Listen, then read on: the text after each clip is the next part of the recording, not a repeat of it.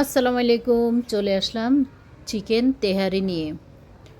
আজকে একটু তেহারি করব বাচ্চাদের জন্য। আর বৃষ্টির সময় তেহারি খিচুড়ি আমার ভালোই লাগে। তো এখানে আমি চাল আর ডালটা রান্না করে ফেললাম, আর চিকেনটা আলাদা রান্না করব।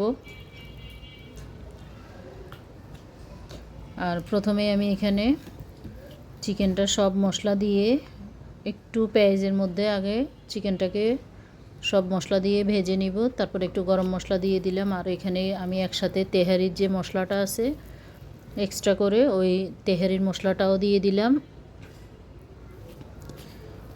এরপরে একটু ভালো করে চিকেনটা মশলার মধ্যে আগে একটু ভালো করে ফ্রাই করব। তারপরে আমি অল্প একটু পানি দিয়ে চিকেনটা রান্না করব, কারণ এগুলা যেহেতু একদমই বুকের মাংস সবগুলা, সেই জন্য অল্প একটু পানি দিব, বেশি পানি দিব না, একবারে পানি দিব। অনেকক্ষণ ভাজার পরে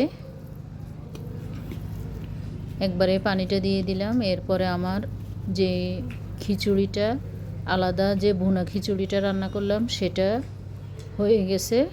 একটু শক্ত করে রান্নাটা করলাম, কারণ চিকেনটা যখন রান্না করে নিলাম তখন ওইখানে একটু ঝোলটা একটু বেশি রাখলাম, যাতে খিচুড়ির চাউলের সাথে অ্যাডজাস্ট হয় সেজন্য, আর একটু যাতে ঝোল ঝোল থাকে সেজন্য চাউলটাতে একটু পানিটা কম দিলাম। এরপর এখন ভালো করে মিক্স করে ফেলবো। আমার হাতে চিকেন বলেন আর বিফ বলেন দুইটার তেহারি দারুণ হয়।